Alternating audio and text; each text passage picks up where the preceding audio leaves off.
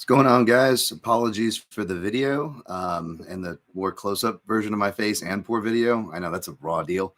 Last week it was the eCam Live that wasn't working, and now I guess it's not picking up my camera. So you're stuck with this. I'm going to tweet out, and we'll just get this going, and we'll get through it. Thanks for joining me. Be sure to like and subscribe if you haven't already for more of this, stellar content here. Clearly, hopefully you guys are doing well. It's a crazy week over here in Las Vegas for UFC 276. That's where I am recording from. Despite the, I guess, cool wooden background, no live stuff or on-site stuff here. Just at Mikasa, but we'll get through this. All right, tweeting it out now. Actually, I had the tweet prepared for the most part, so that was good. Wasn't completely unprepared like last week, but gotta have something, right? All right, that's out. Cool. All right, what's going on, everybody?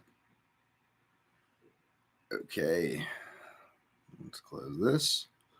Appreciate you, grateful dude, grateful for you. Mark Fellows, what's going on? Yep, it is International Fight Week. Hope you're having a beer for me, Mr. Fellows. So hopefully you guys are all hearing this fine and whatnot, but we're gonna go break down UFC 276 from top to bottom. Check the timestamp. Sorry for the different energy. As y'all prefer these YouTube things, you're gonna get a bit of different energy. Not as fun even on a good day. It's not really been. It's been kind of crazy, and that's not been bad. I'm grateful, like grateful dude in the chat there. It's just been a crazy, difficult week, high pressure times, all that fun stuff, and as I said, things not going according to plan. It's okay because like the UFC, they have such a lax schedule. There's always time to do stuff like finally get on Stitcher after a half a decade and do all these things that I keep promising you guys. One of these days, I know, because again, the schedule's so lax. So let's go ahead and get through it so I can push on to the rest of the week's duties because the week isn't over until like the fight starts. And it's right on to the next one. Bellator 282 recap, not much to say there. Only had one pick and one play. That went, wow. Congrats to Johnny Eblin, the Korean-American there taking the title. I didn't watch the fight, so I can't say I won't be able to watch the fight until either Eblin or Mousasi fight again, right? So because again, I just so much time in this beat and schedule to justify going back. I don't know how you guys do it. You guys are able to like bicker about scores and stuff like the whole week, and then still like get whole card previews out or like in-depth stuff. Like props to all y'all. I don't know how you do it, and shouts to my guy, by the way, Dan Albert. He is like him and Fino from the fights. I did like a full card breakdown, and those are always awesome. And I don't know how these guys who have their earlier in the week stuff get it done. My guy Clint, Diehard MMA, does one on like Mondays. Shoot, I don't know how you guys do it, man. But my guy Dan Albert also had an in-depth on which I still haven't read. I'm going to read. I just have to try to keep my filter clean, but it's so hard because like what I've learned in these big pay-per-view weeks, especially the ones that like I'm in town for or happen in my town, however you want to put it. Like unless you come into the week prepared with what you're gonna do, like you are behind. Everybody's got a bunch of content they're trying to get out, and it's just bananas. It's overwhelming. It's pretty overwhelming, quite frankly. So I've just been very careful about how I go about my timeline these days.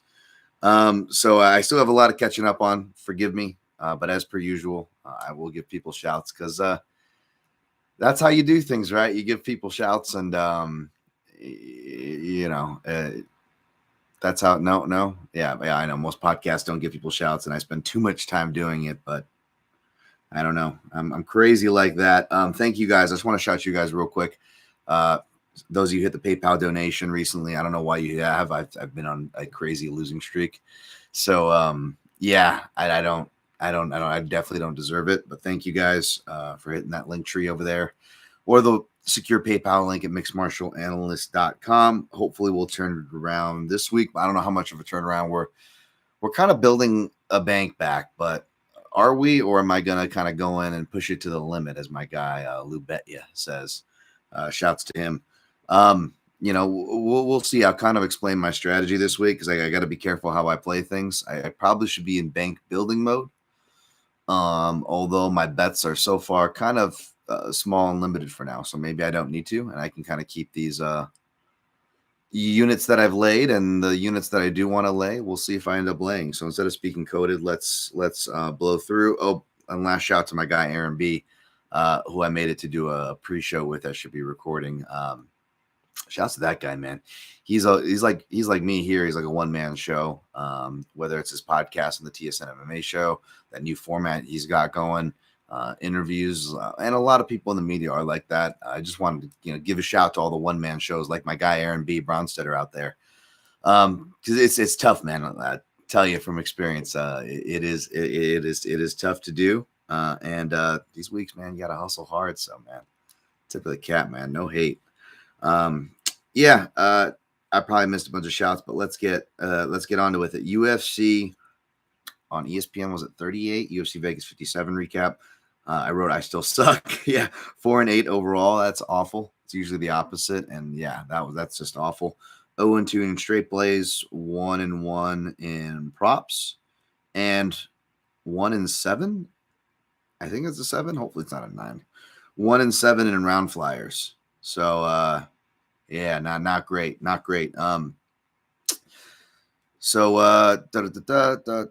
Dan Urban, I don't know how anyone does tape study. So yeah, same here, Dan. I don't know. Like fights that get canceled and stuff. And like the thing is, it's weird too. Like, dude, I spent so much time trying to break down some fights because like I think like Wednesday or whatever, I'm trying to write. Wednesday or Tuesday, I'm trying to write my main event. But I'm like, I finished tape study for it on like Sunday. So it's like, I'm like, what? Now I got to go back and rewatch stuff again. It's hard just to like block long enough timeline to like do my tape study, get my thoughts in line, take my notes, shoot the video, and then write everything down. And that's why that GIF that I posted was so perfect of the guy coming in with the pizza boxes and everything's on fire in the apartment. Because that's me. Like I made these like pizzas. I did the tape study, and then I come in and all the lines are shot. Everybody's, posting their bets for the gamblers on my timeline. The analysts are getting their takes out there so they can be first with their takes, and everyone's here first with their bets. I'm first with my takes, and here's my content. Subscribe, click, and you guys get like overwhelmed, and I'm just like, I'm Rudolph, man. I don't want to play those reindeer games, man. I just want to do my shit over here.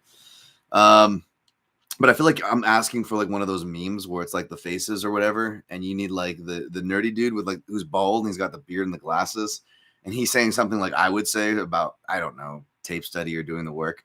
And then you need like the bro dude with like the beard that just goes bet the dog. And like that's like a summation of my betting history this past like month, or what I just feel like what I feel like I see as far as success goes. And I'm not hating, I'm just saying like, man, people value betting, high volume betting, your different styles and takes. I'm not hating. You guys are doing good. Your boy here, not so much. So let's see if we can turn that around. But we gotta finish taking our medicine here as far as the recap goes. So yeah, what's up, Dan? Hope you're doing well. Brian J, thank you, Brian J. Hope you're doing well. I'm gonna pull up the recap here for UFC Vegas 57. Saryukin versus Gamrot. Yeah, man, like negative pick ratios, eating shit on my plays. Like I need to, I like the wire gifts. Like I really need to look down here because my good camera is not working. I like the wire gifts because because I like the wire. But I'm like Mayor Carcetti. Another plate of shit. And then like I end the night with speaking of shit, bad taste in my mouth, right? Because despite having like a good main event record, my main event record has been freaking terrible. Even when I've been doing good on these, doing good on the pay-per-views, that's been my saving grace, right? Knock on wood. We're talking about a pay-per-view later in the card. I know you're suffering through this for a reason. But yeah, like even on those where I'm having good nights or like getting them all but one right, that one is like the main event, right?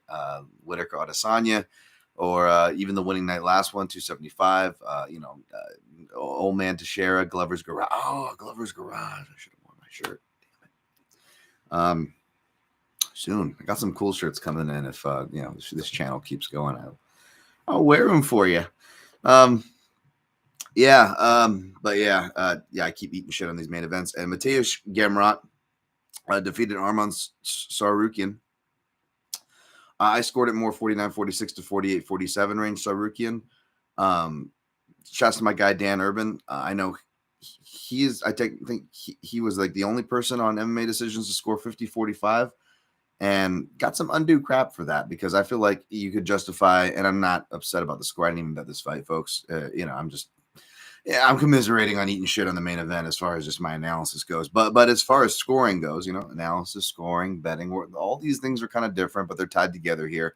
I feel like you could justify that more than a 48-47 Gamrot. Now, does that mean it's a robbery? No, I'm not on that boat either. But like, I don't know. Like, I feel like it just was again, as I always say in these things, it's Thursday, folks. Everything that's been said has already been said and beat with a dead horse. I don't need to like run up and kick it while it's down here.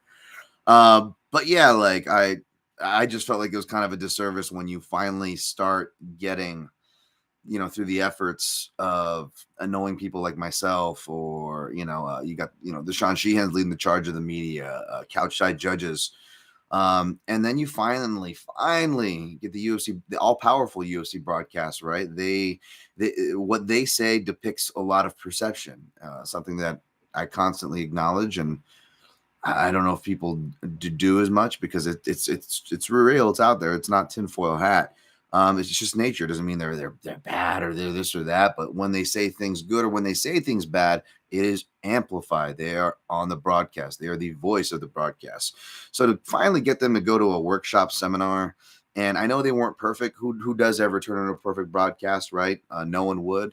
And as talented as they are, they don't either. But for the most part, we got to give them credit where credit's due, right? Like, they were actually talking and tying their broadcast to the criteria. Now, I think they should, I'm with John Anik. I think we should be able to focus more on analysis, as our strengths would be, but at the same time, it is good to have them on the same page.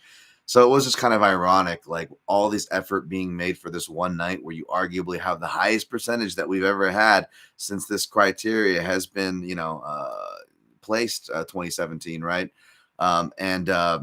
Yeah, that's what we got.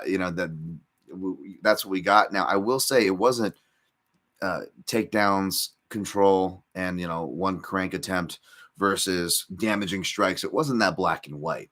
Gamrot was landing very clear crosses that I feel like people on the upset side of the argument weren't mentioning or acknowledging enough, probably. And maybe the judges' cage side saw that.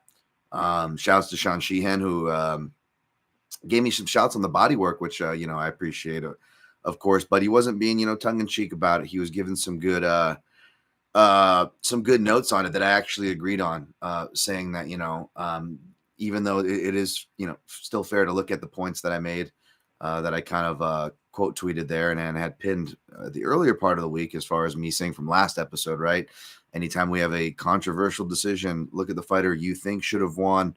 They probably landed more to the body. They probably landed more to the legs. They probably showed some damage, air quotes, or bad body language, air quotes, that probably wasn't as bad as it was.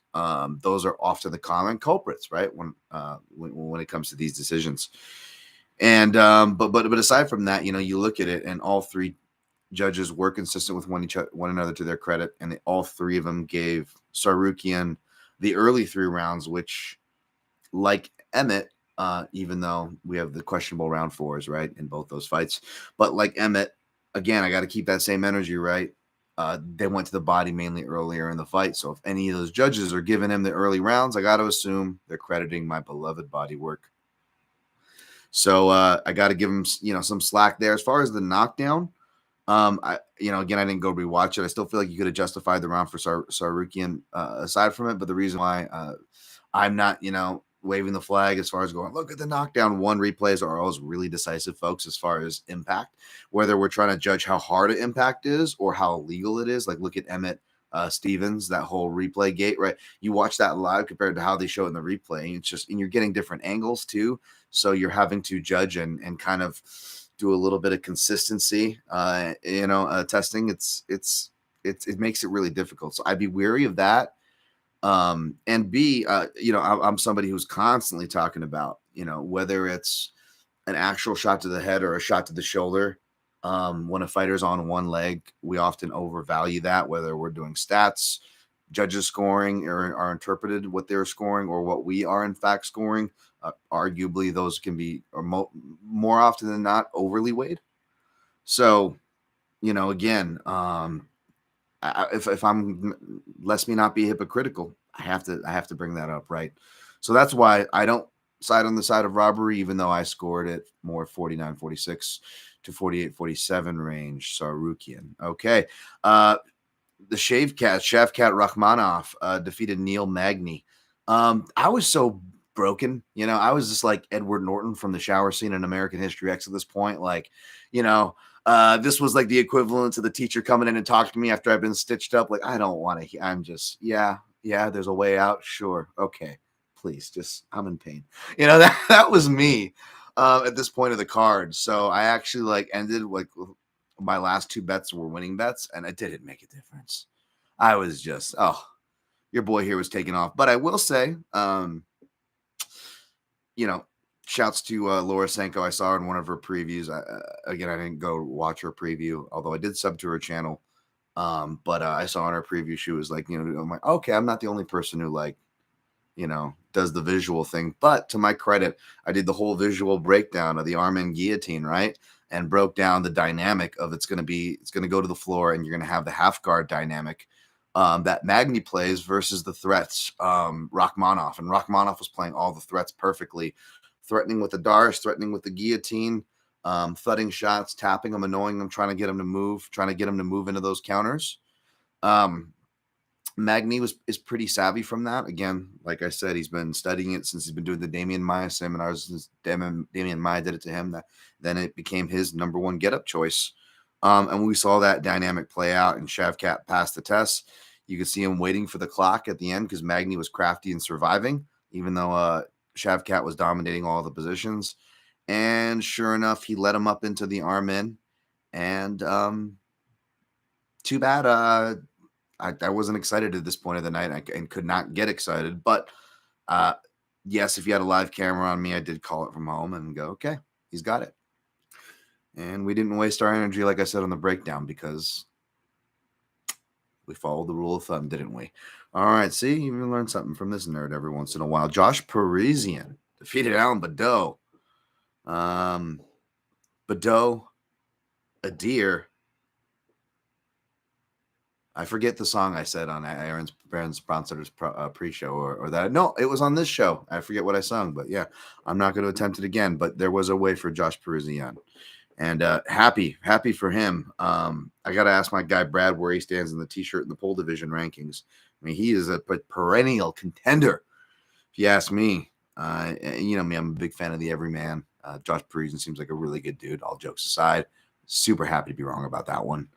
Thiago Moises defeated Christos Yagos a little faster than I thought. I thought he was going to rock him first, but the submission dynamic was there. Nonetheless for the finish, right? So the Moises inside the distance half a unit bet pays. So that was nice. And it was Shavkat round 2 sub. We saved a couple units, I guess, but it was still a losing night. So no, you know me, I'm not one to adjust the numbers, play both sides, however you want to put it. Put false shine that's not there. I don't know what I'm trying to say, but hopefully you do. Umar Nurmagomedov, the wire. Umar Nurmagomedov defeated Nate Manus. He went for the submission in round 1, but if he doesn't get it, it goes to decision. So that's what it went to there. Yeah, I am a geek, Alexandre Ribeiro. Are you aware of the grab the elbow finish from Dan Urban? I guess he's talking about Shavkat, possibly. I don't know. But yeah. Anyways, checking on the chat there. Moises. Okay. Oh yeah, I didn't. Yeah, that I didn't go back to watch that finish. I missed it again. I was just like, oh, he got the finish. Yeah, there we go. So there's that. All right. Hey, decent. Getting some more live listeners. live people in, feel free to jump in the chat and balance out the crappy comments. That would help.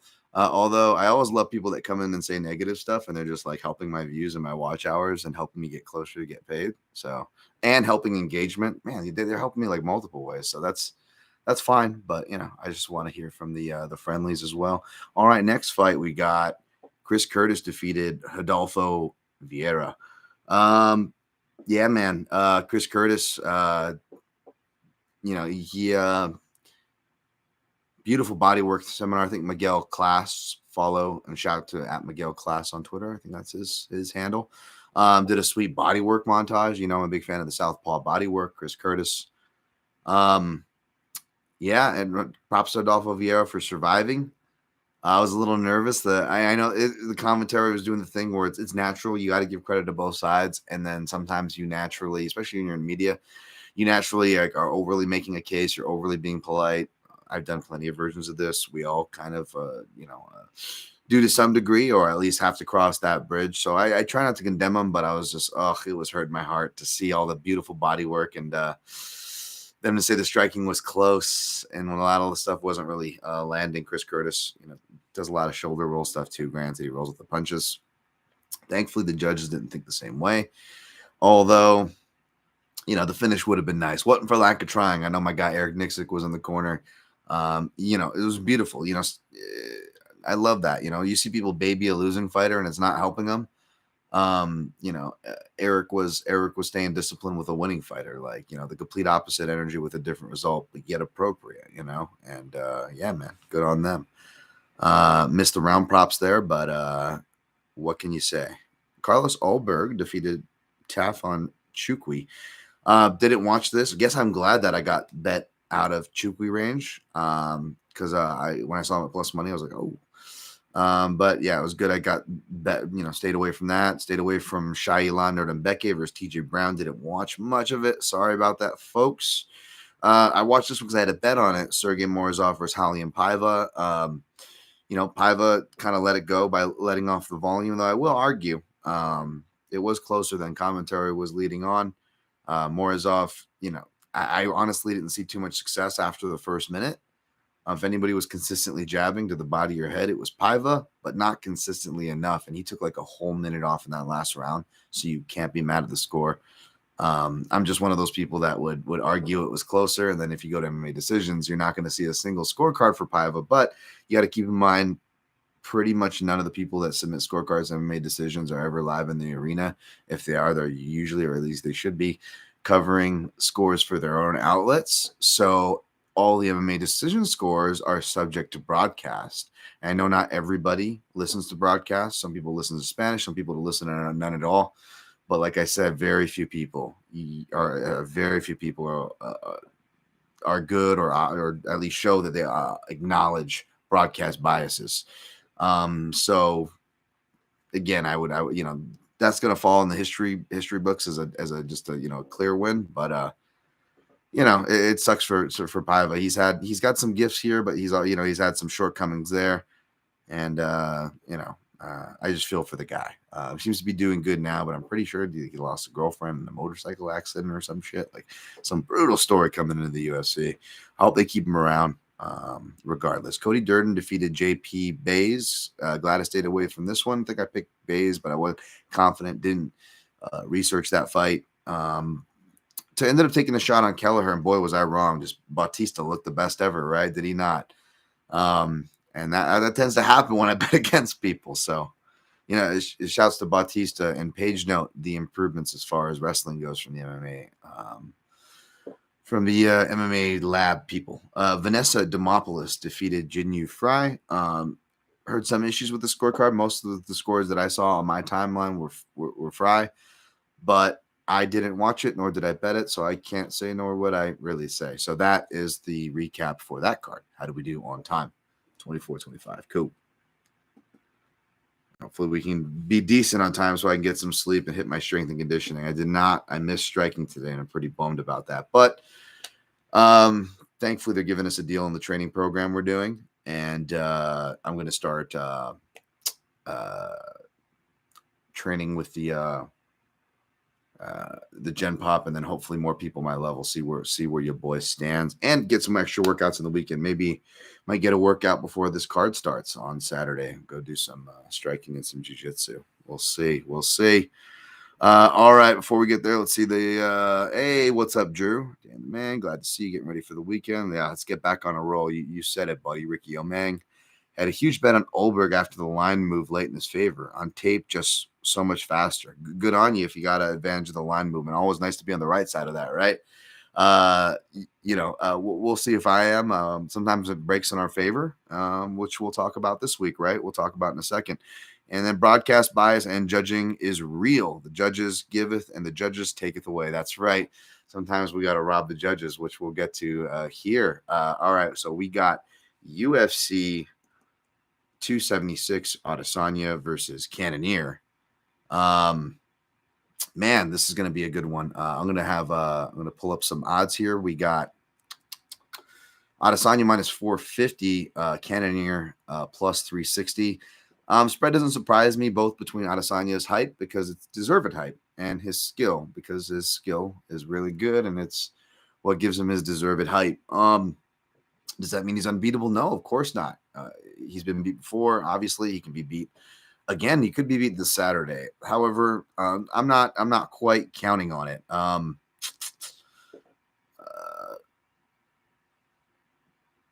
I think that essentially, I think what I always think, folks, in the sense of like styles make fights, right? It's often stylistic analysis.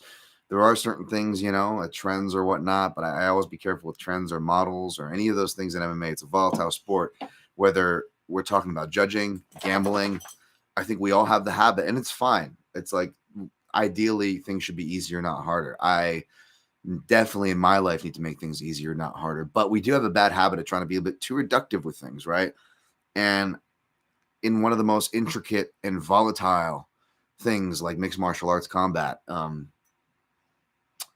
be reductive, folks. I'm sorry. You got to do the work, whether you're competing, whether you're betting, whether you're trying to understand and adjudicate, pick your beat. You got to do the work. And I say that as someone who does the work and gets, crazy views and real far in the industry. Like I should be with someone who just goes in and doesn't prep or has a bunch of producers do it for me. We'll see. I'm not hating, by the way. A lot of great producers out there, and there a lot of great people who work with producers. I'm just saying it's fucking one man show over here. But yeah, back to what I was saying about styles. Basically, I kind of go revere back to styles. You can get real in the weeds and rabbit holes by just kind of, and again, some people can get away with it, right? Just going methods or certain trends. And I think those things are important. We should not ignore these. We should incorporate these. In fact, I'm not saying I'm out completely. I'm not saying anybody who uses these things are trash. On the contrary, they're doing better than me. And we should incorporate these things. But what I am saying, styles make fights, and when you have a fighter like Whitaker who was fighting the way he did, which again I said in that fight it was going to be a battle of who can make who come forward, and the fighters knew that, right? We saw that play out in that contest, which I scored for Adesanya. I know I picked Whitaker, and that would have made a perfect night, but I don't let these. And I had a bet on Whitaker by decision, but I don't let those. I call out my own biases. I don't deny that they're there, but I don't let them blind me either. I saw it live for Adesanya. I still saw it for Adesanya on the rewatch. But that can happen. Marvin Vettori, let's not forget, Marvin Vettori's the Grimace. Nothing can kill the Grimace. The guy's fucking unkillable. You know what I'm saying?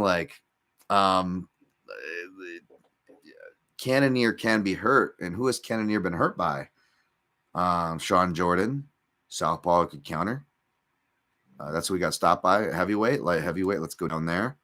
Dominic Reyes, another southpaw can counter. Jan Blachowicz, not a southpaw, not a person who stopped him, but he beat him with an active left hand, a jab, and an ability to counter. Competent counter fighter. The only person to beat him at middleweight. He hasn't been knocked out or stopped at middleweight. I'm sure, he's not cutting as much weight as what is built up to be as one of his main selling points. Is he came all the way down from heavyweight, right?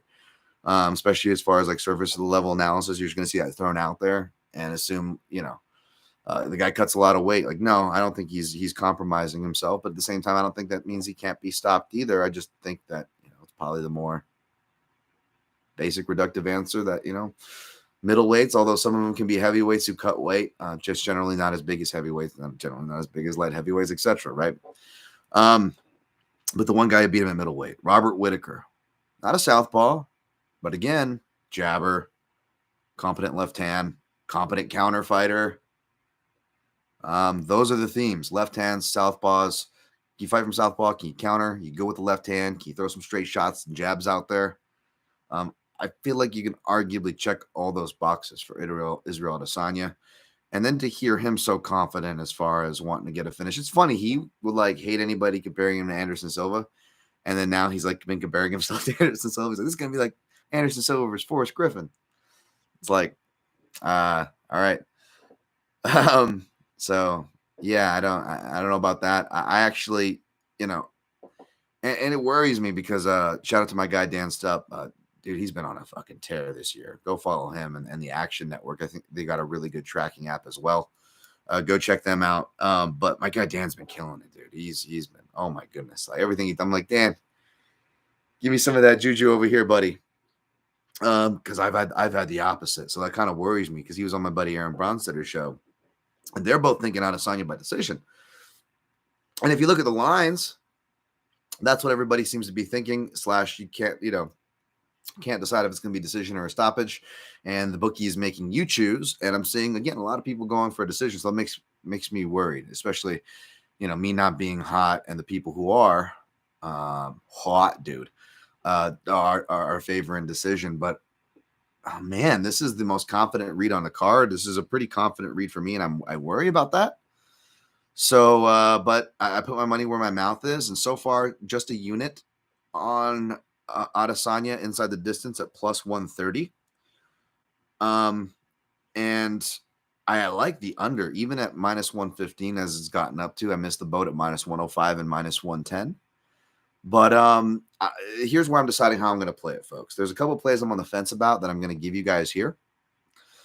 And my bankroll is at an all-time low. I'm pretty much this is a real. I'm in a corner. This one, right? Like you don't like to be so, but this thing needs to be kept fun, and it's stupid. I'm going against all my advice and just looking like an idiot, exposing myself, being honest as I do on the timeline or here. But yeah, like I said, with my guy Justin James, when people I believe were unfairly, piling on him, it's like all these fighters bet on themselves in more than one way or not. All of us are gambling, whether we realize it or not. Especially in the capitalistic society, baby, but that's just the truth. And I've been gambling on myself for a while, since 2015, 2015. Yeah. Without getting into the details, which I won't hear, but yeah, it's just, it's just been getting tougher for many reasons to cover the sport and whatnot. So your boy's just, your boy has been was gambling more than he probably should have. So I had to lower the unit levels back down and play it back smart. But here's the thing: I kind of want to lay the under here, but it just depends on what else I play and what I work with. Because again, the general rule is about 30%. I've had this question before: 30% of bankroll. And if I bet what I want to bet, I definitely risk going over that, and that's the limit that I'm talking about, right? I don't want to do that because we're getting to crunch time here, where we're really gonna have to limit the plays and as far as the bank building period. So, however you guys do it, please keep it fun and whatnot. I'm just kind of explaining the weird kind of pickle I am, which is why I pulled the trigger on certain things. But either way, I'm going to be looking at this under 4.5 because if Cannonier wins, I don't think it's going to be by decision. I think whether we're picking him or not, we can all agree on that. And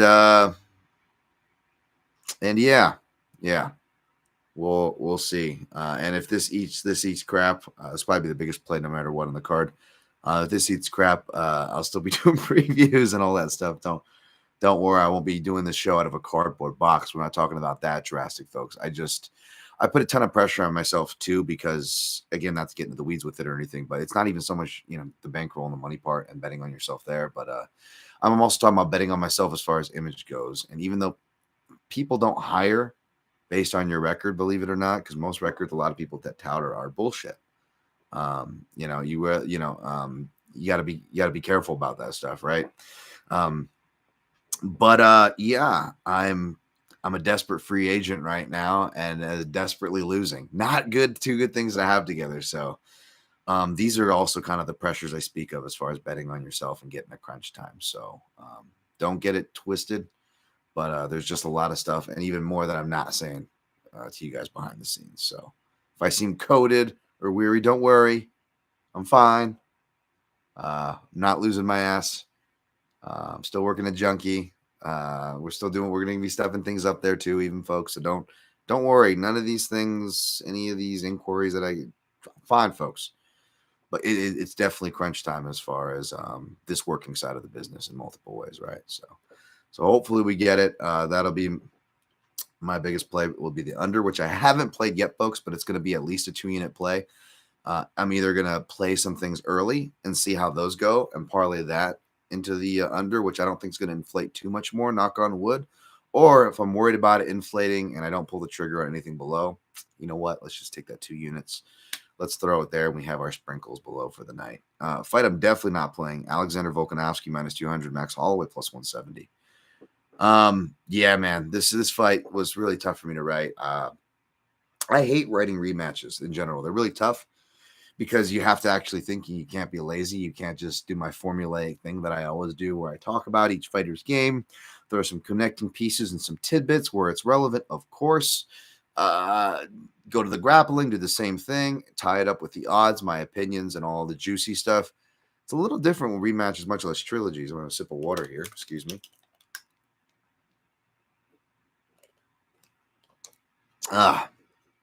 Izzy was more rattled by Strickland than Cannonier, the presser, says Mark Fellows. Yeah, that was some shit, wasn't it? Yeah, I think Sean Strickland's going to fuck up everything, right? He's going to get in everybody's head. Either way, maybe that's why that under is there, right? Yeah, if we're getting tinfoil hatty, but like if Strickland messed up the focus of Adesanya. But back to my focus, and I'll go back to sweeping down to the chat to touch up on what you guys are saying after this fight. This is a tough one, yeah. And so I feel like the last year, 2022, but even 2021, we've had like a ridiculous amount of rematches. So it's just been, yeah, I get like writer's block like crazy on those. So my breakdown's not out at the time of this recording, but when it comes out, I basically just wrote a bunch. I recapped, not as technical, not as in depth, not as good. I haven't read it, but I'll tell you that right now, is my guy Dan Albert at Typewriting DA. But I recap their history, at least as I see it, and as I see it, the adjustments, tying to evidence, both in their fights and subsequent fights since. But boring pick. I know I ended up going with Volkanovski by decision here. Just essentially, I think he's stylistic, or can be stylistic kryptonite. They're competitive fights, obviously, but in the sense of his discipline, his counters, his durability, his recoverability when he does get hurt, his power as well. And just the both the tactics and the strategy to deny the builder that is Max Holloway is essential, building the supplies, leaving him essentially stuck on the job site, right? Without anything to build. Because it's coming on Volk's terms. So I'm sure my guy Mark Fellows in the chat will be happy to hear this. I am once again siding with AUS, Australia. But no bets here. I know a lot of people are liking Holloway or Holloway by decision. Those numbers are growing. I don't blame you. I wish you the best. My heart's going to be with Holloway, despite being a Volkanovski fan as well, right?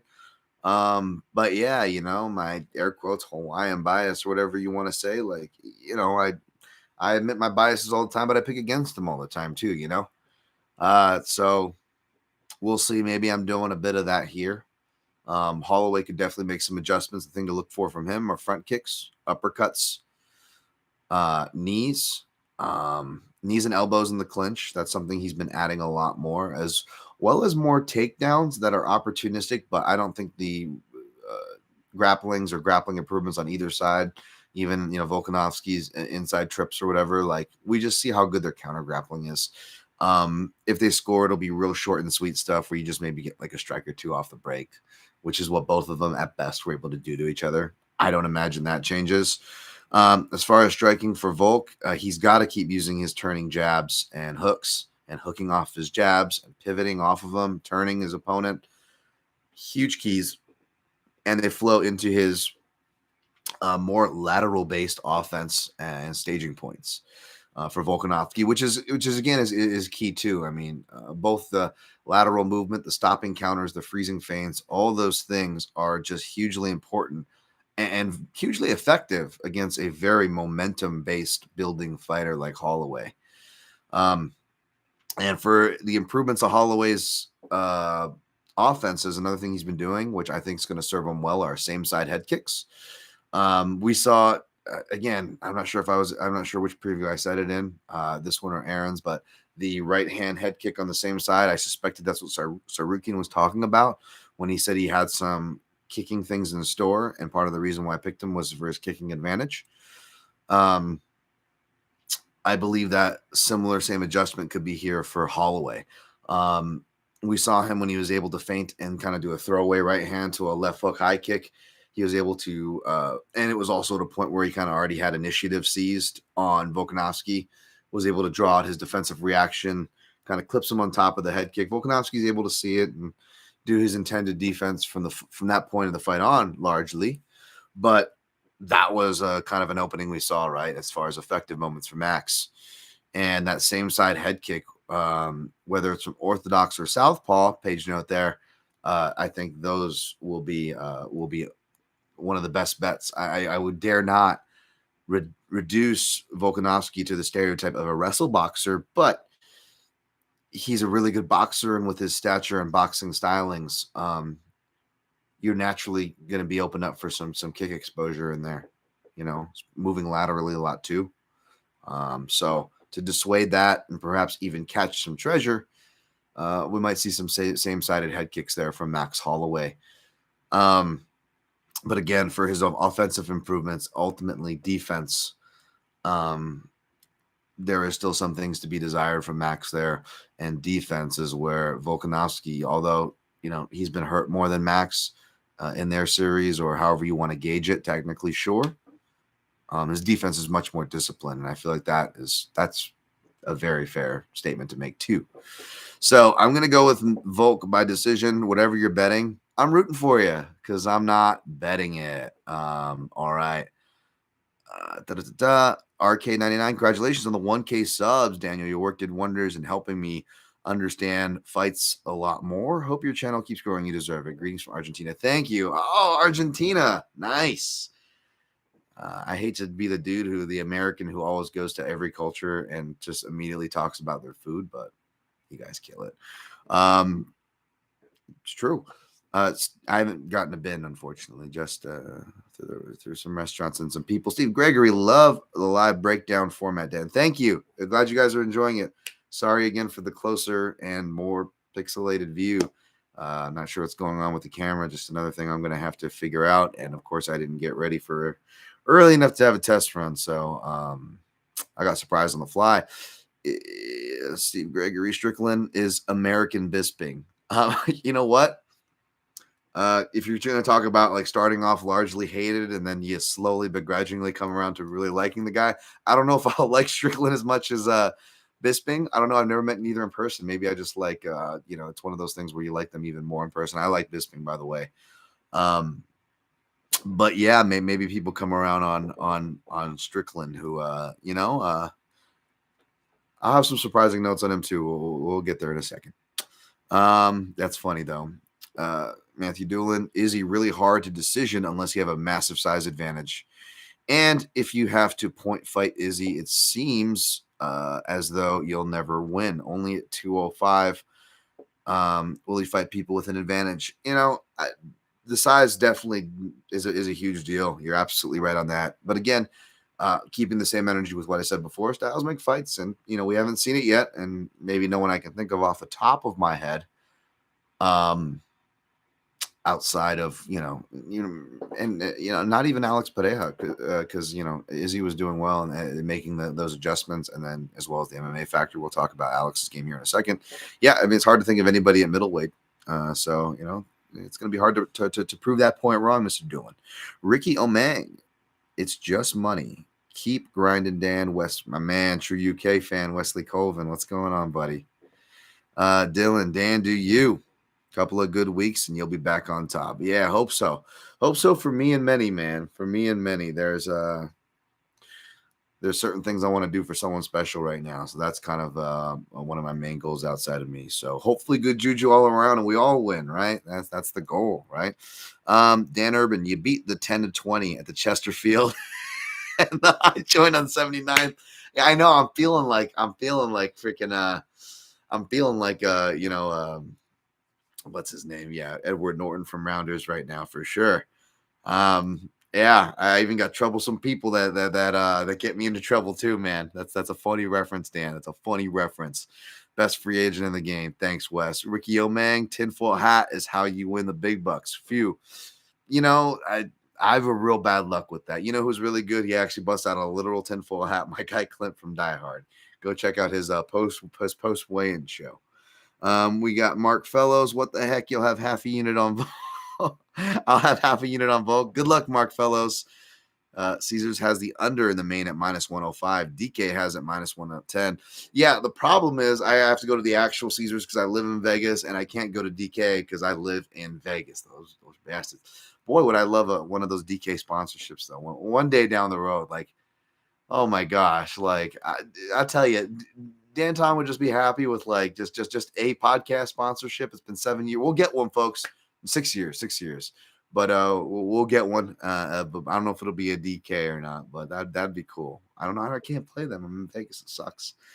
You already done enough for me, Dan. In Vegas, let's go. Robert Greenbaum, what's up?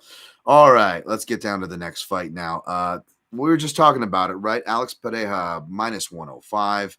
Sean Strickland -115. Strickland moving back to favorite territory. Pereira opened +150. Strickland opened -116. So he's pretty much back where he.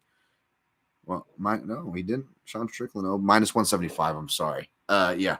So you're getting a bargain for Strickland if you like Strickland. I think you might even got him for dog money for a little bit there. So this is tough. Again, maybe you can accuse me here of doing the thing where, oh, okay, Dan, you state your biases when other people don't, but you also do that thing, Dan, where you overcorrect the steering wheel because that is human nature. I talk about refs doing it. Well, guess what? I'm just as guilty in my own beat, right? Because it's human nature. That's why I say it's nothing personal against the refs because how could it be? I call myself out on it, right? And maybe I'm doing that here because obviously I'm not a diehard Sean Strickland fan, but my guy Eric Nixick, the great Eric Nixick, is going to be in that corner. Sean Strickland trains at many places. He'll spar baristas if he can, but Extreme Couture has become his home gym.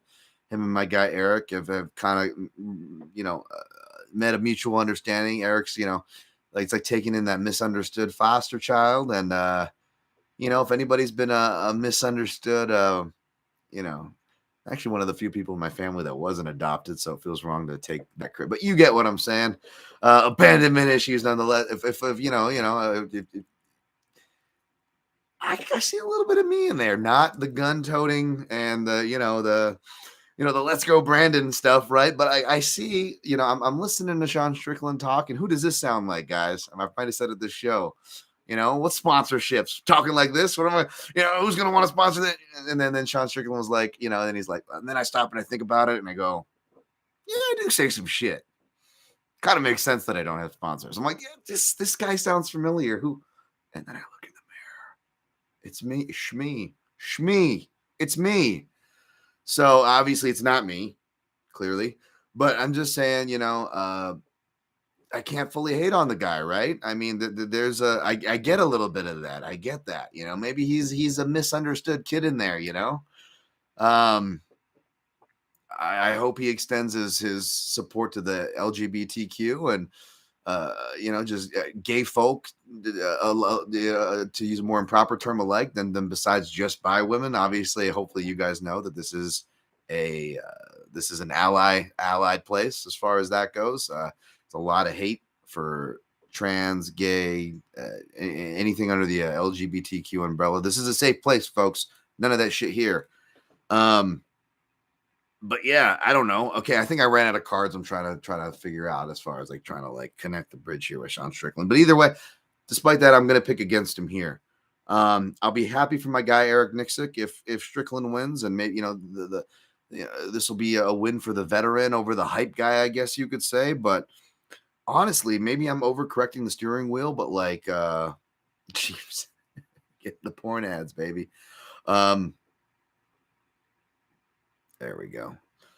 But yeah, maybe I'm overcorrecting the steering wheel here, but like trying to be an unbiased analyst here, I look at it and Sean Strickland can go for takedowns, but when I look for when he's went for takedowns against Uriah Hall or others, it's usually when he's had some type of momentum. He's really put on some volume, landed some good shots, gotten a reaction, if not his opponent outright hurt. And it's one of those things where he's punching and you're kind of running out of ideas.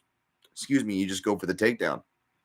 Even Holloway has been kind of subject to that as of late, and he's called himself out for it, right? In different scenarios. Like those are the scenarios typically Strickland's going for. He's not, unless we're going like back on his earlier trends when he was more of a grappler, he's not going out there and just forcing a takedown game, right? And if you look at Alex Pereira, he's got some decent reads on eyes when he sees the takedown. He does have a bad habit of going guillotine, even though he doesn't sell out for it. Just the fact that he goes for it, I don't know how much he realizes he's committing a post and a potential leveraging whizzer or leveraging underhook with that same arm, depending on what the defensive scenario calls for. Even when he does get taken down with it, to his credit, again, he's not selling out with it, even though he'll still kind of hold that neck with the left side. He will use it to properly stand. You can tell he really trained wrestling get-ups really well. Some real nice get-ups against the cage. And even though Strickland can get aggressive if you give him ground, he can get to the mount, maybe pound you out. I think that would be his most likely way of stopping this fight. But as far as back takes and RNCs, clearly he can do it. Clearly he's proficient in it. Guy's like a Brazilian Jiu-Jitsu black belt. I know he's a brown belt forever, so either he's a black belt by now or he might as well be a black belt kind of a thing. You know what I'm saying? But again, if you look at it, he wasn't going for him. He wasn't even really going for the back takes against Hall. And Hall, I hate to, say this about any fighter, but let's be fair. The stereotype about him is kind of there for a reason, as far as like, it's very mental, and it's not a stereotype with him. Fighting is mental, it's a mental thing. And I like Uriah Hall. It's not any way a diss on him, but we've seen him kind of shut down in fights before, right? That evidence has been there. He's admitted it as much himself. You've heard his cornermen acknowledge, multiple different cornermen acknowledge it, right? Both live in the fight and in interviews. I'm not saying anything controversial, nor am I trying to be rude here. But yeah, that is a thing. And some of those takedowns just didn't even look like he was contesting that Strickland did land. And even in the state of arguable non-contestation at points that Hall was in, even in those states of duress and deep into the fight, being tired, beaten mentally, physically, what have you, whatever you want to throw or accuse of him, even Hall was able to get back up using very similar style get-ups and not paying for it, whether by the front headlock or a back take. So, I don't know if it's going to be necessarily game over if Sean Strickland does decide to fight, air quotes, smart, right?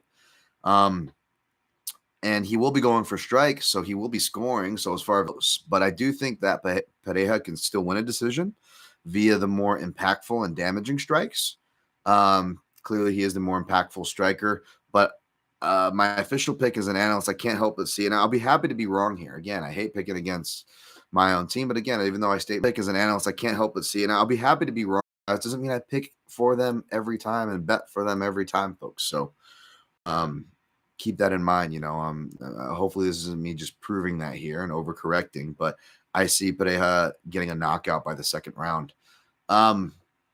If Sean comes at him aggressive with punches, there's actually a path there? Is he going to open himself up for a counter? And is that ultimately what I fear and am picking for him to fall victim to? Sure, yes, I am. But if you look at some of his glory fights where he had some size and length parity, and I know Adesanya is both taller and longer than Strickland.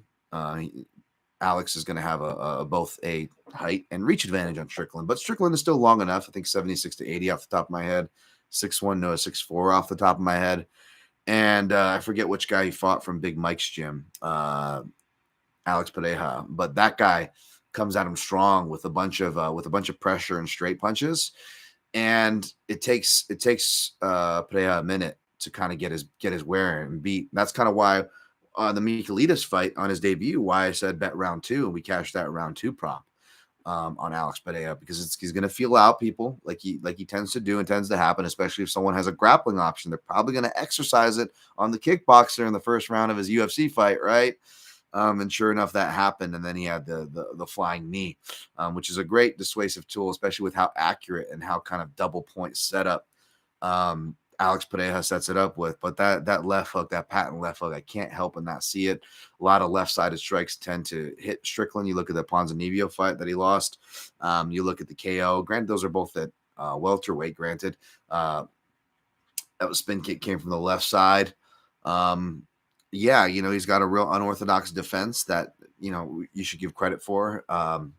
Eric Nixick was kind of explaining that. Awesome interview you did with Luke Thomas, by the way. Shouts to Luke. Luke killing it with his content. I know Luke gives me shouts on his show sometimes. He doesn't have to. More than generous for a dude that noted to give me shouts. But go check out his content. His interviews this week. He really killed it. And I'm always happy to see my guy Eric Nixick get in the shine. And it always bothers me because I've been supposed to have him on the show forever. And I feel like I'm sure he doesn't think so because I talked to him, but like him and a bunch of other people, I'm like, they probably just think or have every right to think I'm the biggest asshole in the world, because like, you guys know who listen to this podcast, like I average fucking 3 or 4 guests a year. You know what I'm saying? So when you have this long list of, hey, let's do a podcast together, like it gets pretty damn long. So there's all these people that are probably like, Dan's an asshole. He never asked me to come on his show, not realizing like, I'm a fucking mess that's, constantly like avoiding the shower scene in American History X. Why do I keep going to that? But that's what it feels like. Hard to explain that, of course. Wow. Weird, Dan.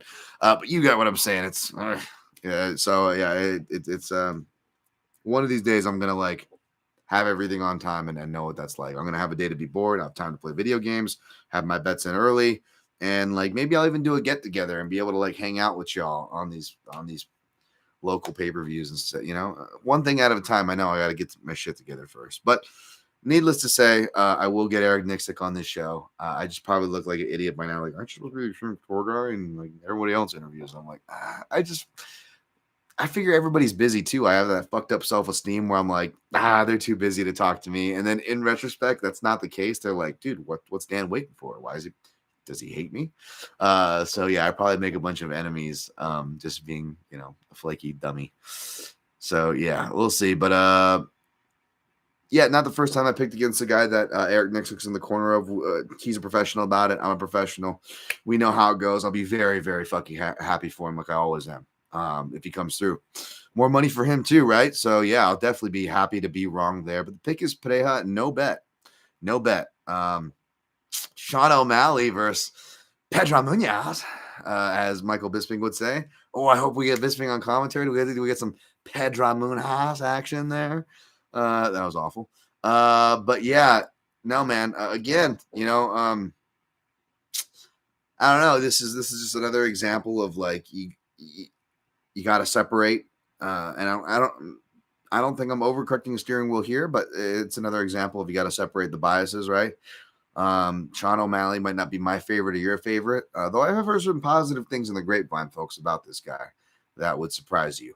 But again, he may not be my favorite or your favorite, right? Outside of the cage or in general, but inside of the cage, man, you got to give him credit. He's very, very talented. That's why I've seldom picked against him when I have. But I feel like he gets this done by decision. I said he was going to beat Chito Vera by decision. We saw what happened there. And if Pedro Munoz can do that and, chop at the legs and find a finish, I'll be very happy. Very happy. For him, Be very happy for anybody that bet him. But the pick here is O'Malley by decision. You just look at straight shots, even by slower guys like Cruz, who has always been deceptively fast. So Cruz, slower at his advanced age, is still much faster than given credit for. I will say that. Not is he lightning fast, fastest guy in the division? No, not at all. Faster than given credit for, yes, because Cruz, even in his prime, people forgot / didn't give him enough credit to how fast he was. So I'm not trying to commit that same mistake here, but again, you see an old Dominic Cruz just piecing him up with every straight shot. And you see that, in the fights before that, you see old Frankie Edgar surviving. And despite Munoz having early success, it's because he just gets so tunnel vision with aggression that I think it just works against him. And it's hard to tell from the outside. I'm not him.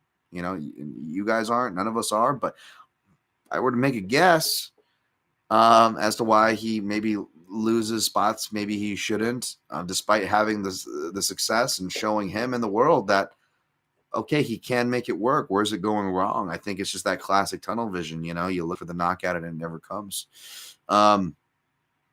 And O'Malley, he's hard to hit clean on the chin. I suspect he's one of those skinny guys who are durable here, but it's the legs I always talk about. The Andre Ules, Montel Jacksons, O'Malley's, weight cut, durability. When you're so tall and skinny, cutting the bantamweight as you get older, it is definitely something to watch out for. How old is O'Malley right now, though? He's been holding it together lately, 27. So yeah, not too crazy. He took some breaths in the Moutinho fight, but it's like, dude, you're just piecing a guy up for 3 rounds. Of course, you're going to take some breaths, right? So I don't know how to really hold that against him too hard. So yeah, and then also Paige noted when I was talking about Bautista, the improved wrestling. It looks like there's been a trend of improving the offensive wrestling, and every camp kind of goes through their own trend of that, right? Of really implementing that. City Kickboxing, they were joking, calling themselves City Wrestling, and you saw a bunch of people besides Brad Radell High, who we'll talk about soon and shortly, improving on their wrestling. But one thing that's not some speculative trend here that's been longstanding in the training of drawn crouch MMA fighters is their get-up ability, using the cage, wrestling style get-ups, and everything in between. Wrist controls, far side wrist controls, separating that grip as you turtle up and stand and use your back of the cage.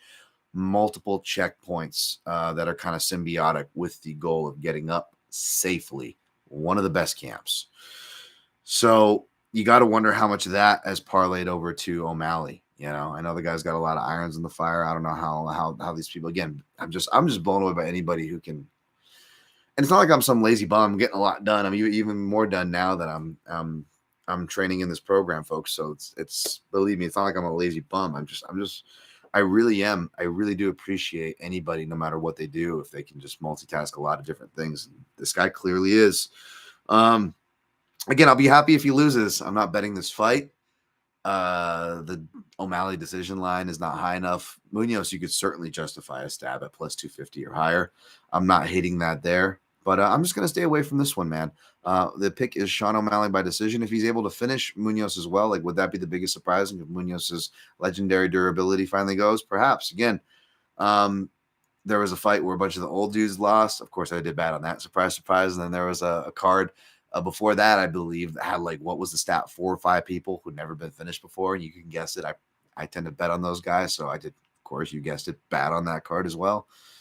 Munoz is an older ancient, but he's got a lot of miles on him. And yeah, it could happen. So who knows? Yeah, there we go. Sponsor opportunity right above. Yeah, you said it, Dan Urban. He's a lost boy like so many of us, just extra. I'm not sure who you're talking about, but that sounds like a cool little saying there. Steve Gregory, Manscaped, where the more you bigger your garden looks. Yeah, there we go. See, they should have you working for Manscaped.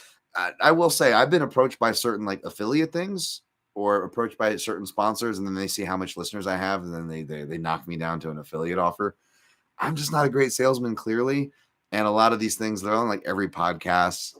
You know what I'm saying? Do you guys need to hear about Manscaped more again? Do you really need, sorry if my connection's unstable, by the way, folks. It's reconnecting. It's do you really need another podcast, talking about that stuff? I talk about enough, dicks and stuff on the Protect Your Neck podcast. Must I pay? Must I put you through more, folks? Must I? So yeah. All right, hopefully I'm still connected because it's like saying connection unstable. But yeah, all righty. I don't think a win over Matthew Doolin says, I don't think a win over Sean Strickland is worthy of a title shot, but it's mostly a product of the lack of contenders at 185.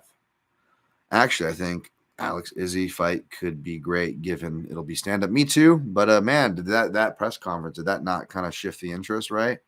Like, say what you will about Strickland, man. I'd be lying if that dude didn't get me to chuckle. So again, that's not signing off on what he says. I'm just saying if I'm being honest there. You know how the UFC works too. So that's why I bring that up. It's the more public interest more than meritocracy. All right, let's push through. Oh yeah, it's a main card fight here, right?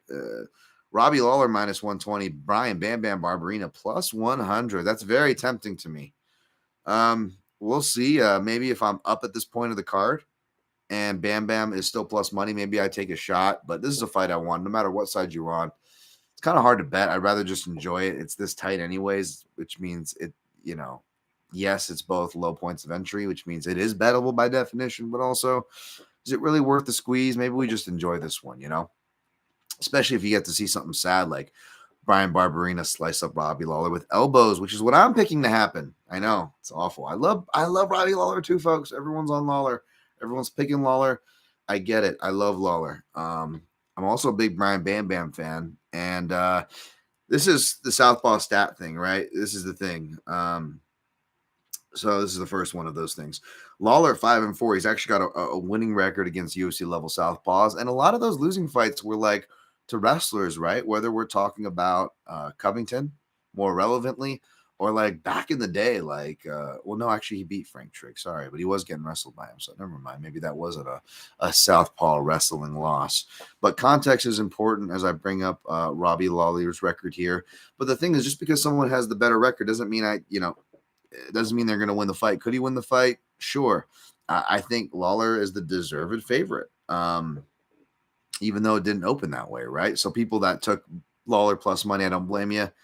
I'm wishing you the best here. No hate, nothing that. But it's hard to tell. Nick Diaz, is a southpaw, but Nick Diaz is also old, coming off a forever long layoff, right? Dos Anjos, I picked Dos Anjos to beat him. That did happen. It's kind of strange. You got Johnny Hendricks, where he splits one, and you can argue that those results are kind of flipped. He beat Koscheck, who was Koscheck a southpaw? Oh my God, it's been so long. I don't think he was actually. Sorry, scratch that. Yeah, most of the stuff goes way back as far as that goes. So, it's hard to tie how relevant that is. I think Lawler actually strikes pretty well with southpaws. It just opens the lane for high traffic. Barberina does as well. Barberina will even kind of switch to orthodox a bit, which is fine. Robbie Lawler said himself he's not training strictly with southpaws. He'll train with orthodox, whoever. He kind of just likes to have that be ready for everything old school approach. Brian Barberina had some health issues. Was looking real sketchy for a second there from Ellenberger, Luke K. Brown, even in Anthony Ivy and Jason Witt. Like, looked really sketchy. And then starts coming around the corner, starts looking physically a little better. Darian Weeks, and then Matt Brown, which he does get tired in round 3, but it's like, dude, that's such a high intensity fight. Like, everybody should be getting tired. And even though he's tired, he still has the biggest moments in each round. Like, I know the crowd was booing, but you could have argued I think I went 29-28, but you could have made a legit argument for a 30-27 Barberina because he had the most damaging moments in the round. Like, clearly had his guy stumbled kind of a deal, as well as doing physical damage in the leg, finishing the round strong, all these things that you can accredit to somebody edging out a round. He made his best argument for it. That's for damn sure. However you want to adjudicate it, I don't care. I'm just saying he made a good argument for it, right? And the fact that he was able to kind of out elbow the elbow king and Matt Brown, who even good elbowers like Tim Means got reckoned, when he went against Matt Brown. Granted, that was back at UFC 189. And Matt Brown was much older when he fought Brian Barberena. Still, nonetheless, Matt Brown was still very competitive in that fight. Matt Brown has only kept consistently adding skills. Say what you will about being an aging fighter and the things he cannot escape, the things he can control. He's done a pretty darn good job. He's not just a crazy brawler; he's a technical brawler, right, Matt Brown? But he's improved. And yeah, just seeing the counter crosses, the check hooks, the elbow, and the dirty clinch warfare. Brian Barberena is not going to be one to shoot for takedowns, which should be huge for Lawler. But I feel like, if you maybe Lawler has another live body in him, maybe we see the kind of shot gets, gets unsure of himself, or just, lulls the output. Brian Barberena is going to bring a strong pace. So essentially, if both guys survive and neither stop each other in that first round, I feel like Robbie is going to fall behind in the numbers. I don't think the type of fight will dictate a slow staring contest for a whole round, but I think that's what Robbie Lawler's body will probably be wanting to do. And if Barberena survives, he can either turn the tables in round 2, or if he's already coming on top of the wild exchanges that I suspect are going to happen in round 1, he can build onto his lead to where either round 3 there's a finish, or Barberena tires himself trying to get said finish, and then all of a sudden Lawler, especially like the back half of round 3 beginning, and then to the very end, maybe it divvies out like one of those two ways. Lawler has a strong round 3, and you're sweating on your Brian Barberena ticket, right? So I could see it as one of those fights, which again is probably why I haven't laid anything yet. I would need a more secure plus number in both houses for me, whereas I just have a small plus number in one. And I'll have a couple of bets, 2, possibly 3 that happen before this, folks, that we're going to get to next year. So we'll see how those go. You know what I'm saying? And like everything, I will post publicly, but that's where I stand on this fight. Next fight, we've got Jalen Turner, Mr. Turner, minus 150. Brad Riddell plus 130. Wow, Dan, you referencing musicals, old musicals and MMA? You wonder why, you wonder, Dan, you wonder why. Yeah. Let's see. Hall of Fame show starting now, but don't worry, I'm still here. Good. Yeah, Hall of Fame. Don't make me go on another rant. Legacy. Khabib's getting into the Hall of Fame already. Oh, my goodness. Undefeated record. Oh, my goodness. Oh, my goodness. How would we value those things? Where's Jens Pulver at? The lightweight godfather is not in the Hall of Fame yet. The guy who built the goddamn division. Not in the Hall of Fame yet. No. The guy who did the leg wrap thing that Khabib was doing before Khabib did it and was dominating people. BJ, the guy that was going multiple weight classes, winning titles, challenging boxers, going head to head with the UFC for fighter rights and pay stuff before Conor ran into those roadblocks. And BJ, I know BJ's in the Hall of Fame, but I'm just saying it's just funny how we talk about legacies. Don't get me on another fucking rant, anyways. Yeah. Speaking of health issues, did you notice Band-Aids on Holloway's back today? No staff, hopefully. Wow, I did not notice that, Mark Fellows. But yeah, wow, no, I did not notice that. He didn't seem like he was trying to hide it if he went off and did his face off. I saw in the presser shirtless. I didn't see that. So clearly he's not worried about hiding it. Yeah, despite him winning, I thought Lawler did look relatively shot in his fight with Diaz. As long as Brian is conscious, he should be able to do enough to get the dub. Yeah, man, I don't know if I thought he was shot looking, but I've accused him of that being shot before. So I guess to both our points, Drew, perhaps it's still there underneath. We'll see if it comes back out. Not that I'm rooting against Lawler, but my pick and possibly bet could be the other way. But I obviously am a Lawler fan, so I would not be mad if he won there. But yeah, back to the Riddell Turner. This is tough. I was kind of back and forth. I think I was rubber banding back and forth on Aaron's pre-show, so I apologize. Hopefully I didn't give any misinfo there. But I was able to actually dig in deep into this footage and watch like their last 4 fights each. I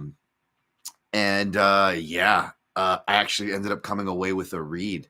I feel like the safest bet, I don't even know what his line, but like you want to parlay, like it doesn't go the distance or something because someone will probably get a finish, sure. But then I'm looking at it and I'm like, Yeah, I see it, but I was looking at like the Riddell side. I wanted to maybe bet that side. You guys know I'm a big Brad Riddell fan, best fighter at City Kickboxing. Wink, wink. No, just kidding. He's one of my favorites. I love Brad Riddell. Quake. But when I was looking at it, is difficult. It was difficult. So he's 2-0 against UFC Southpaws, and this is where it gets tricky because Magomed Mustafayev primarily fights out of Southpaw. He lists himself as a Southpaw, but he does switch stances, right? And he switched stances a decent amount in that fight, even though he mainly fought from Southpaw. So it was hard to tell, but and he only throws one shot at a time. Completely different striking style than Jalen Turner. He will relinquish the back foot so much that Brad Riddell was consistently almost coming forward on him, which is crazy because Brad Riddell is the one who typically relinquishes the back foot. So between Riddell typically relinquishing the back foot in the big cage and having that big cage for Mr. Turner to move around in, I kind of like him to get his groove. And not that grappling is the worst thing because Riddell's grappling is more positional change stuff. You know, he's able to score with it and turn it around and edge out these really close fights after, almost consistently kind of losing and getting roughed up early, right? And again, those are neck and neck decision things. And he wasn't really facing the greatest grapplers. His best grappler is probably Alex De Silva, who has way more wins by knockout. I believe double the wins by knockout or close to it than he does submissions. Those submissions come against low-level competition early in his career, as do most submissions. And the guy, I believe, is like a purple belt in luta livre as well. Underrated wrestling and counter wrestling, sure. Underrated clinch tactics, sure. But as far as jiu-jitsu and submissions purely, you know, not a specialist or not like his game necessarily in particular, not the strongest point. Whereas Jalen Turner has really been working on his ground game, is a legit Brazilian Jiu-Jitsu brown belt, as in he is only showing for his skills to keep growing, and he's had that brown belt for some time. So he may even be close to a black belt at this point. Maybe he already got it. I didn't see any when I did a recent run of his Instagram. I don't remember seeing any, that is, so I could be wrong, but he's at least a legit brown belt. And of course, like a long guy, has a lot of good front headlock looks, but he won't immediately sell out for it. Like even when it looked like he did against Kulabau, it was because Kulabau was kind of like pulling guard right when he felt the neck. It wasn't like, Turner like selling out, going to the ground. He'll kind of let the guy make their own mistake and catch them, whether it's front headlock or back takes. He's got really long frames and actual good skills, right? Like good jiu-jitsu. Riddell is smart. I like Riddell's style because he's like me. He'll give his back to set traps and reverse positions, and it works. He'll get guys going high on the back. He'll flip them over. He'll give them a false sense of a guillotine and then get his hips to the other side. And that's what he kind of relies on, both in reversal, like when he gives his back, and even arguably when he gets his takedowns, because Turner can be taken down, even though he's got a good takedown defense. But if you look at it, it's guys like with really good shots, underrated grapplers like Matt Favola, right? Who, that win kind of ages well, or that decision loss, or however you want to put it, ages well. No matter how you look at it or score that fight, you look at how Favola did, against a guy like Sarukian, right? I think Favola kind of has earned respect on his name, at least as far as that goes, right? And if you look at him or the people who scored takedowns, it was either like right when he was kicking, and then like Turner gets right back up. I forget which fight that was, but that happened. That might have been Brock Weaver. But his defense otherwise, like, actually looks pretty good. Turner's, and only looks like it's getting better. It looks like he's actually working on it. Makes rounds in a lot of gyms in California outside of his main one, which of course is Rufka Gym. And you just look at people when they were to put together more than one strike together, like when Dober did. It made a huge difference where not only did he tag Riddell early with lefts and left crosses and right hooks, southpaw standard shots, but throughout, even when, because Dober, like, it was funny, like he's doing really well for the first round, and in the beginning of the second round, he picks it up again and like hurts, maybe outright drops or comes close to dropping Riddell, but then like shoots an uncharacteristic takedown and just wastes a ton of energy for a guy who doesn't normally grapple, and regardless of how the fight's going, kind of starts to tire and gas out as the fight goes on anyways. Like, he was just asking to get gassed out. So, of course, he gets really gassed out. But even really gassed out, he was still able to kind of consistently hurt, even though he was being sloppy and didn't have as much umph, obviously, in the third round. Was still able to consistently connect with Riddell. And those are kind of the southpaw samples. Fiziev will switch stance, but mainly fights orthodox. And even though he switches southpaw briefly before the finish, it is a spin kick that finishes Riddell. Granted, what side does that hit on? The left side, where all the power stuff is coming, all the Turner head kicks, all the Turner crosses. So I'm actually going to go with Turner here because I just think it's going to be too potent of a matchup. It's going to be a bad stylistic matchup, I think, for Riddell. Especially, after being proven wrong on Malarkey. Obviously, Riddell, both on paper and going by their head-to-head matchup over Malarkey. But Malarkey, better than, I think people gave Riddell crap for having such a blood and guts fight with Malarkey, but I think Malarkey's, kind of proved himself. I mean, even in that fight against Turner, like, he had his moments there, the dude's a dog. It took like a billion body shots and a bunch of facial damage and knees and punches to get him out of there, But yeah, sorry, I'm kind of rambling here, but the point is, I like Riddell, definitely not underestimating him. I just think it's a bad matchup. And so not only am I going with Turner, it sounds like I'm talking about striking, right? He's going to hurt Riddell. He's going to finish him by strikes. Probably going to be early because he is equipped to not let Riddell get out and reverse the fortunes like he normally does after normally getting hurt.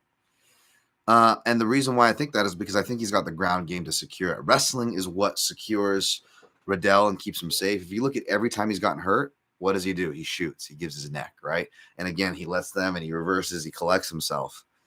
It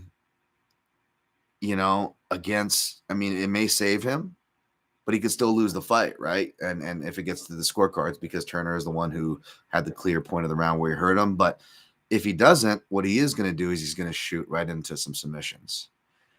And submission, I thought it was going to open. I would have been happy for like plus 400, maybe opens plus 500. Now it's, it's down to like plus 375, plus 4 something in my head. Nope, it opened even higher at plus 600 and then was inflated and listed even higher in my house. I saw it at plus 700 Turner submission.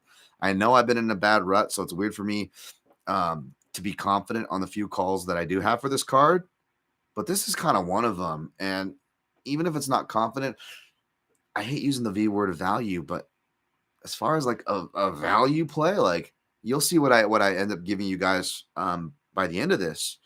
But I feel like if there's any value there, this is a strong one.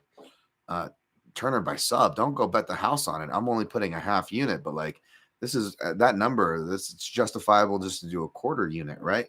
I actually threw a half unit at plus 700. We're going for the 700 club, baby. Mr. Turner. I know I didn't expect to come out on that side, much less a bet. If I was going to have a bet on this fight, it was going to be dog or pass. But I went with Turner by sub, and that's it. All right, we'll go through the rest of this rather quickly. Ian Gary. Hi, Gary. Minus 170. Gabe Green, plus 145. I feel like this is dog or pass. I know some people on Gary, so I'm not trying to sweat them with their bets.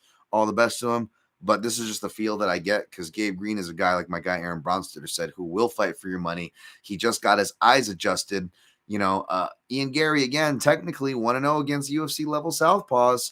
But I didn't go back to rewatch the fight yet. But from what I recall, even though he finished Jordan Williams, he was taking some damage in that, right? And he's partnering up with a lot of people down at Sanford. But how much of it is him being the nail as opposed to the hammer? I don't know. I'm still a bit underwhelmed. I don't want to jump on the hate train, even though I definitely could care less of what the young kid says. It's not my style. I'm not hating on him. It's just not my style. I will reluctantly pick him, folks. But this is dog or pass all over it in my books. So do not take my very reluctant pick of a fight I did not study, and I'm admitting to you that here. Don't take it too seriously. Next fight, though, Jim Milasan, Jersey. Dan Irvin's in the chat.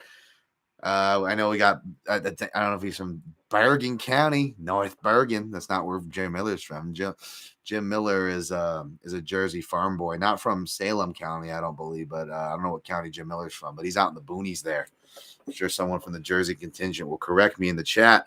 Going against Donald Cerrone, plus 165. By the way, shout out to my guy Danny Mahoney. He's from Bergen County, Jersey, Rebel. Man, this sucks. You know, I didn't want Jim Miller to be a favorite. I definitely disagreed with him being a big favorite. So I don't blame anybody taking shots on Cerrone, especially for the bigger plus numbers that he was at. Because of not just what happened the first fight, but also because Jim Miller is under 5'9", and people under 5'9", no matter the stance, tend to get eaten up by Cerrone's knees. Page note that note. Most importantly, the reason why I don't like it is because they didn't make him cut. Part of the reason why I switched from originally picking Cerrone over Lozon, and then the last time it was booked in Austin, Lozon over Cerrone, is because of the weight cut, seeing what it did to him. It was the reason why I faded him against Alex Hernandez, which looks like a terrible pick in retrospect, but that was the angle. Cerrone looking like a dang zombie. The weight cut, the typical, you know, fading the old guy thing. And of course, when I do it, it's very wrong. I did it early. And I think now is the time. I mean, you want to talk shot. The only person that you could argue more of that on this card or not than Robbie Lawler is perhaps Cowboy Cerrone, right?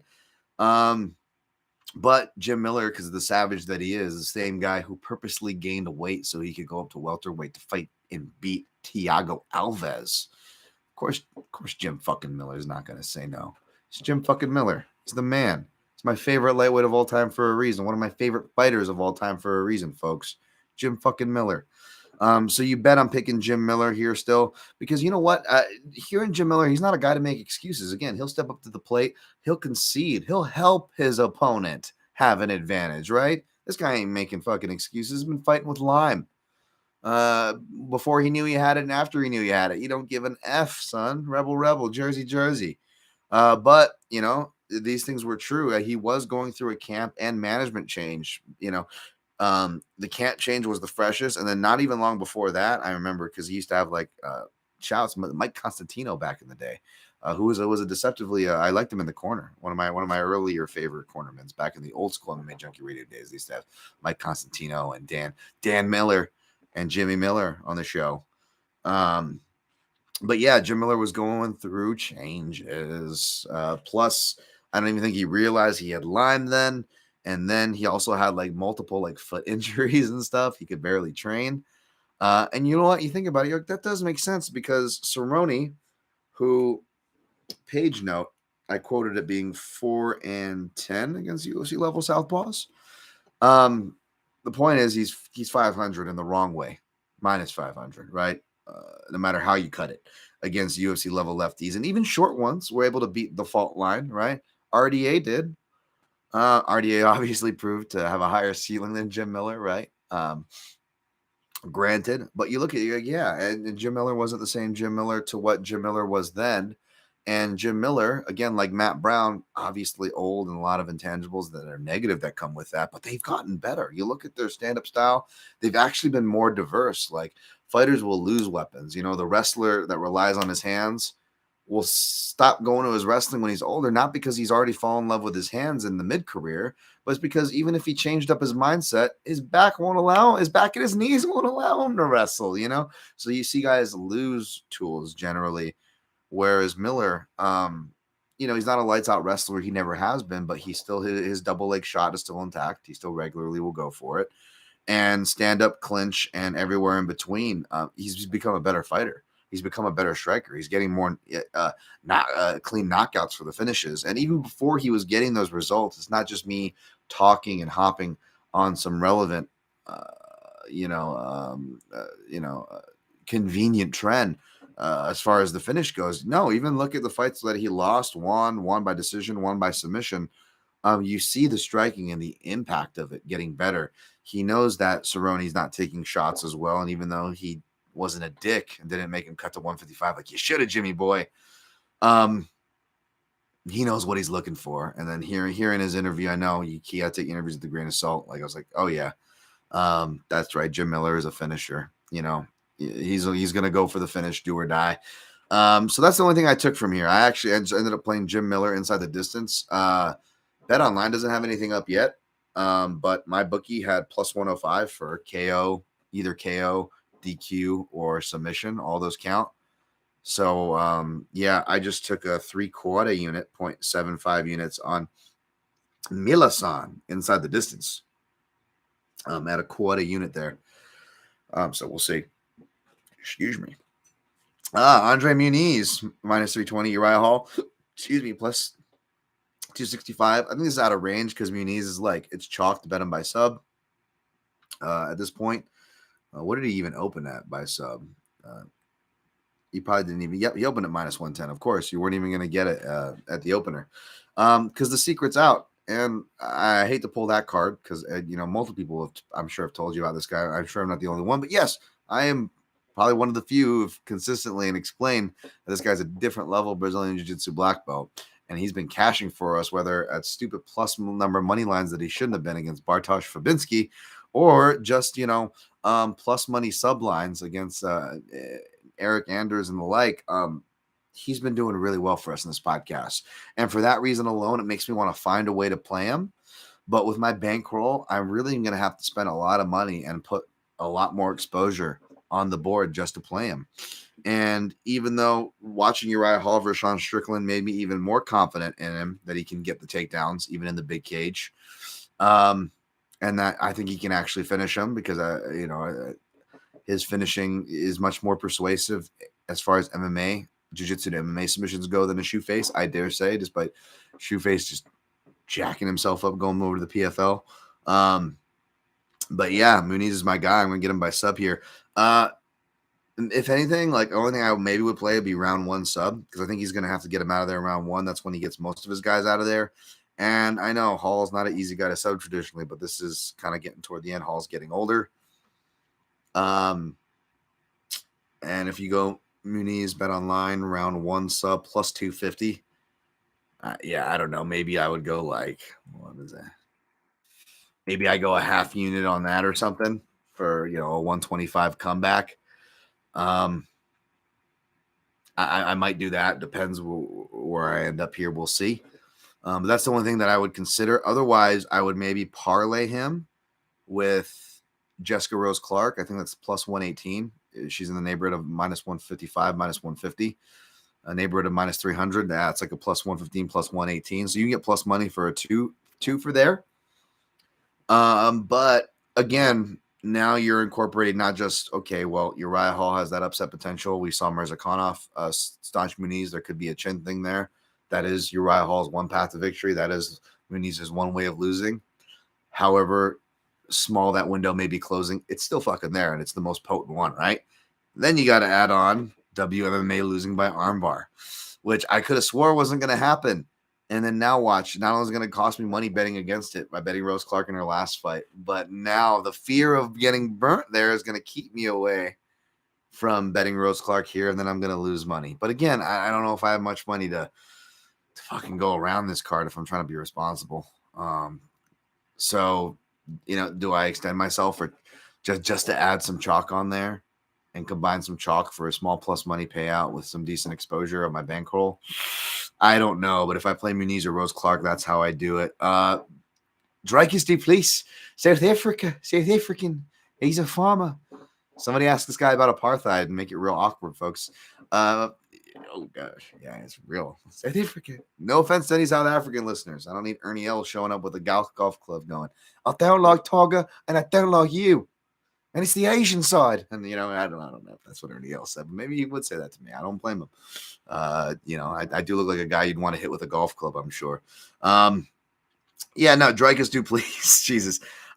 Opened as the dog. And of course, dude, death, taxes, and MMA betting public disrespecting Brad Tavares. Like, seriously.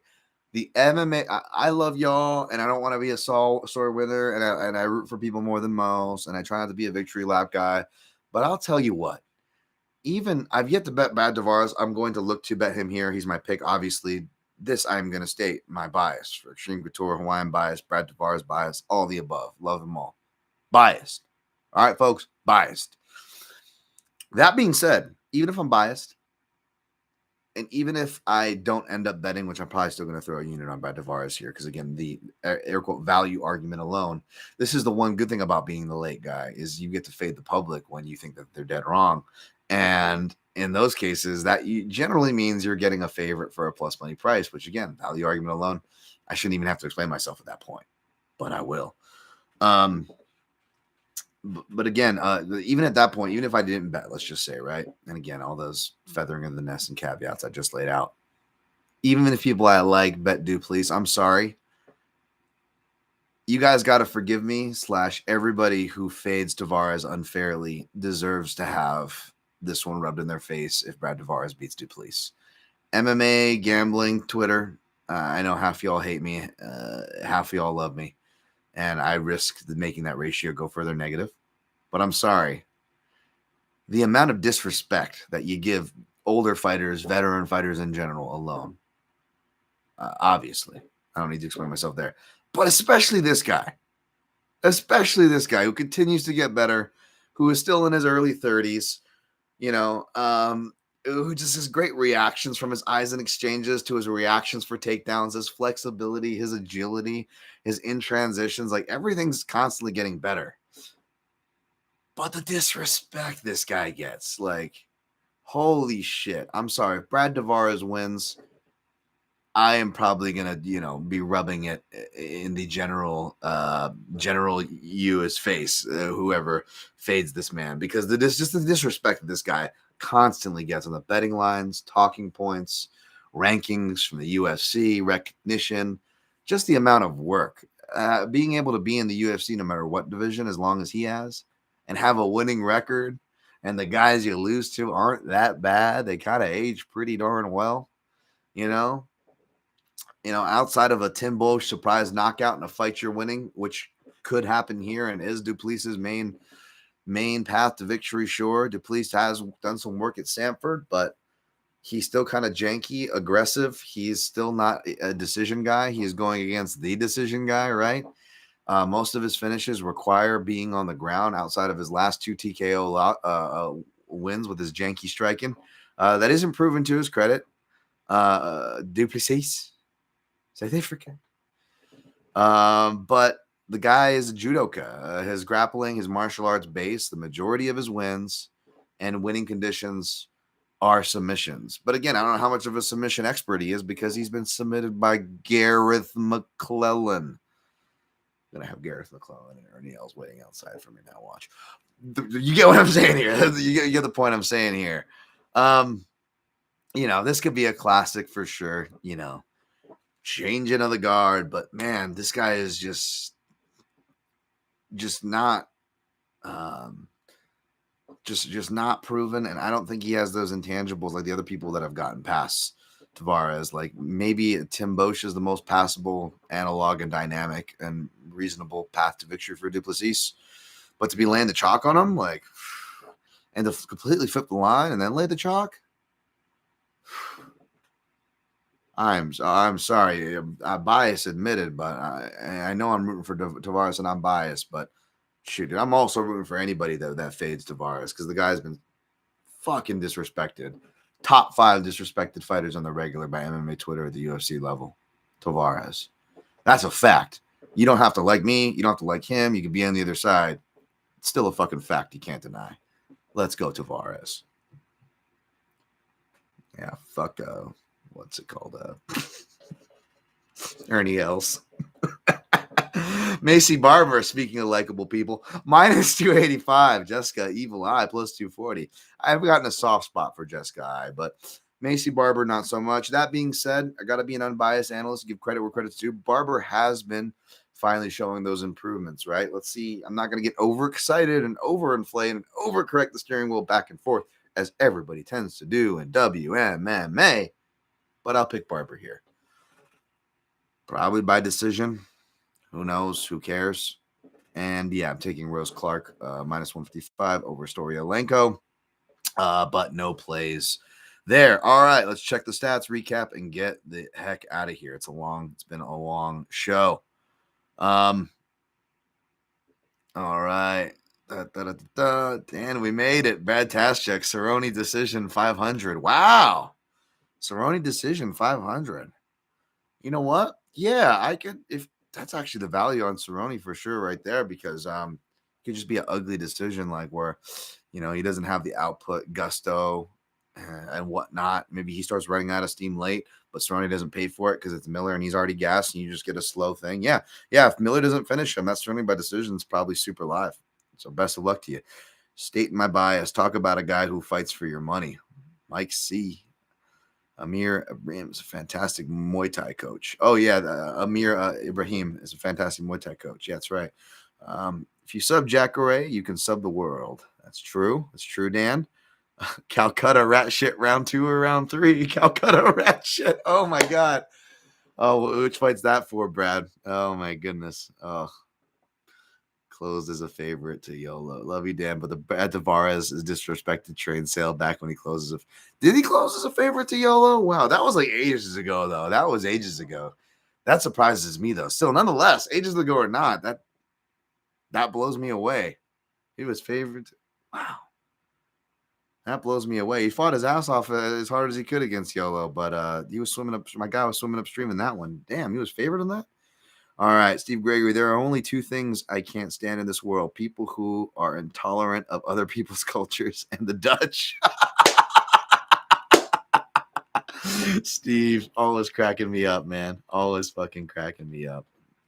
DAZ files, let's go. All right, yeah, I don't know which one's going to be my rat shit in Calcutta. I feel like I've had all rat shit in Calcutta bets. If I have a losing night, this will be rat shit in Calcutta for me. I'll have to be just eating another plate of shit. For sure. Hopefully it's not. Part of me doesn't want to recap my picks and plays. I know I forgot last week, but I still got to get viewing hours up. And I love you guys. I'm not giving you shit. That's why I have it. But I know some of y'all just kind of tune in at the end for the recap with the picks and plays. And fuck it, I'll do it this time. But after this time, I'm not going to do it until I get to the watch hours, and then I'll bring back the recap with the picks and plays at the end. You guys can't get mad at me because it's not like I'm a fucking Patreon person or a tout person, like charging for my picks or whatever. Like, I got to do what I can, man. I got to do what I can to earn 30 cents every stream from YouTube, folks. Let me qualify for that, will you? So forgive me. Not like any other freaking podcast recaps their picks and plays at the end. All right, taking Adesanya over Cannonier, taking Volkanovski over Holloway, taking Pareja over Strickland, taking O'Malley over Pedro Munoz, taking Bam Bam Barberina over Bob Lawler, taking Mr. Turner over Radel High, taking Hi Gary over Green reluctantly, taking Milasan over Donald Cowboy Cerrone, taking Muniz over Hall, taking Tavares over South Africa, Duplessis, taking Barber over I, taking Clark over Stolyarenko. My plays, I'm looking at Tavares to throw a unit on. I haven't yet. Maybe I might do Muniz sub round 1, throw like a half or just under half a unit on that. We'll see. I did play Miller inside the distance plus 105 for 3/4 units, 0.75. Turner by sub plus 700 club, baby. Half a unit there. Adesanya inside the distance, one of my most confident bets, plus 130, 1 unit. I may add more to that, and I'm definitely going to play the under. It just depends the funds on how much, but it'll probably be a 2-unit bet or just above a 2-unit bet for the under 4.5. Hopefully I can get it in that minus 115 range as a hedge for a Cannonier win. But yeah, that's what I'm going with. Good luck on your picks and plays. Like the video if you haven't. Sub to the channel, Daniel Tom MMA. Follow the Protect Your Neck podcast at the PYM podcast on all social platforms. Hopefully I'll get this one uploaded a little faster thanks to the help from someone from the MMA analysis. Thank you, Nushan. And thank you all of you guys who just kind of just been saying nice words and trying to pick my sorry ass up. I'm going to try to pick my sorry ass up back in the gym manana, baby. It's just training. I'm feeling good training. Hopefully the training is not correlating to why I've been having bad picks or whatever. I'm being pulled in different directions, but I'm excited, man. The weight's coming down, and we're going to get it. Hopefully we can get it this weekend and secure that bag. All the best. Good luck on your picks and plays, and always protect your neck.